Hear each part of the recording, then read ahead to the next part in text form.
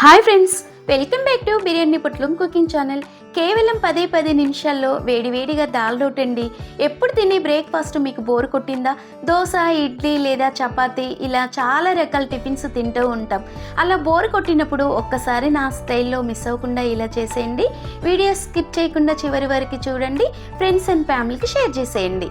ఇలా చూడండి ఫ్రెండ్స్, నేనైతే 1 కప్పు కందిపప్పు తీసుకున్నానండి. కందిపప్పులతో చేయడం మూలంగా టేస్ట్ అనేది బాగుంటుందండి. పోషకాలు, ప్రోటీన్ కూడా ఎక్కువగా ఉంటాయండి. మనకి పప్పు తిని బోర్ కొట్టినప్పుడు సింపుల్గా పిల్లలకి వద్దు మమ్మీ అనకుండా ఈ దాల్ రోటీ ఒక్కసారి నా స్టైల్లో ట్రై చేసి ఇవ్వండి. మళ్ళీ పదే ఇదే అడిగి తింటారు. మార్నింగ్ బ్రేక్ఫాస్ట్కైనా నైట్ డిన్నర్లోకైనా పర్ఫెక్టు దాల్ రోటీ అండి. ఇలా మనకి నీట్గా శుభ్రపరిచి మనకి 1/2 అవర్ నానబెట్టుకున్న కందిపప్పుని ఖాళీ కుక్కర్ తీసుకొని ఈ విధంగా వేసేసుకొని కందిపప్పుకు సరిపడే సాల్ట్ వేసుకోవాలండి. అలాగే చిటికెడంత పసుపు కూడా వేసేసుకొని తగినన్ని వాటర్ వేసుకోవాలండి. నేను 1 గ్లాసు వాటర్ వేసేసుకున్నాను. అలాగే 1 స్పూను ఆయిల్ వేయండి. ఆయిల్, సాల్ట్, పసుపు వేయడం మూలంగా కందిపప్పు అనేది త్వరగా బాయిల్ అయిపోతుందండి. ఈ చిటిక మాత్రం తప్పనిసరిగా పాటించండి.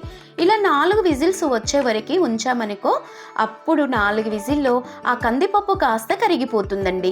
ఇలా చూడండి, పప్పు గుత్తితో రుబ్బని అవసరం లేదండి. అత్తయ్య తుప్పి కోసం నేను ఈ విధంగా రుబ్బుతున్నాను.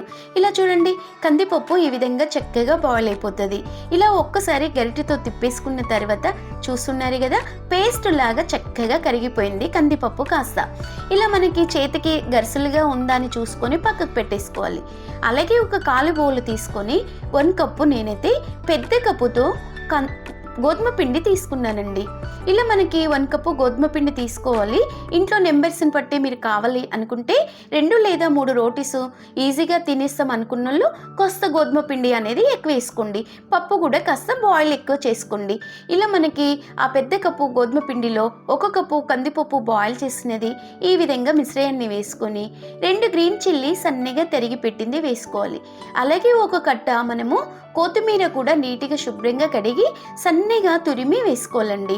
ఈ విధంగా 1 స్పూను నువ్వులు వేయండి. నువ్వులు వేయడం మూలంగా పప్పులో తింటూ ఉంటే దాల్ రోటీ నోటికి కొంచెం అక్కడక్క ఉంటుందండి. టేస్ట్ మాత్రం బాగుంటుందండి.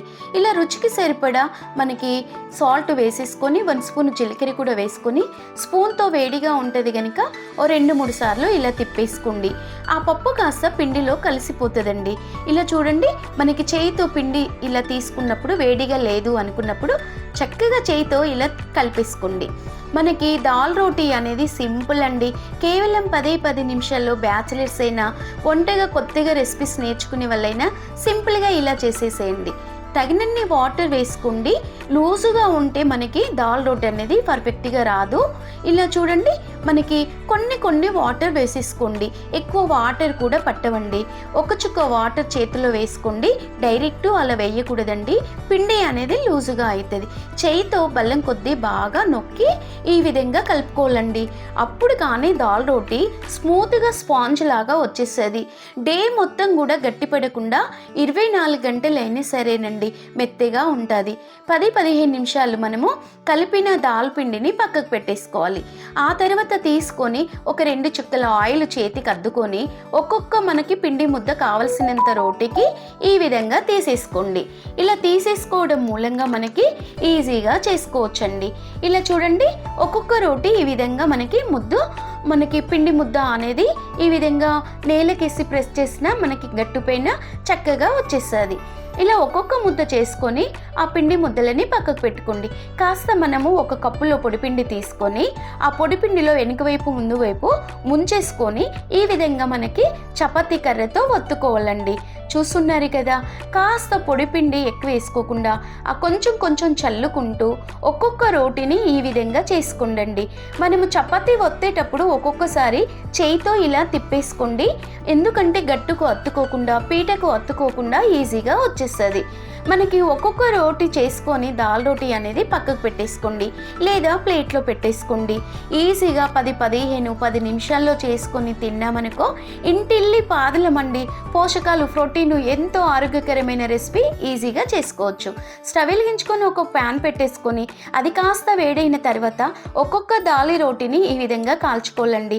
వెనుక వైపు ముందు వైపు చక్కగా కాలింది అనుకున్నప్పుడు 1 స్పూను కరిగి తీసిన నెయ్యి కానీ, అందుబాటులో పిల్లలు ఏది తింటే అంటే బటర్ కానీ, ఇంట్లో ఉన్న ఆయిల్తోనైనా కాల్చుకోవచ్చండి. ఇలా చూస్తున్నారు కదా, కొంచెం వెనుక వైపు ముందు వైపు ఆయిల్ చక్కగా అద్దుకోవాలండి. అప్పుడే దాల్ రోటీ అనేది టేస్ట్ వచ్చేస్తుంది. మీకు నెయ్యి అందుబాటులో ఉంటే నెయ్యి వేసుకోండి ఫ్రెండ్స్. నేను మాత్రం నెయ్యి వేసుకున్నాను.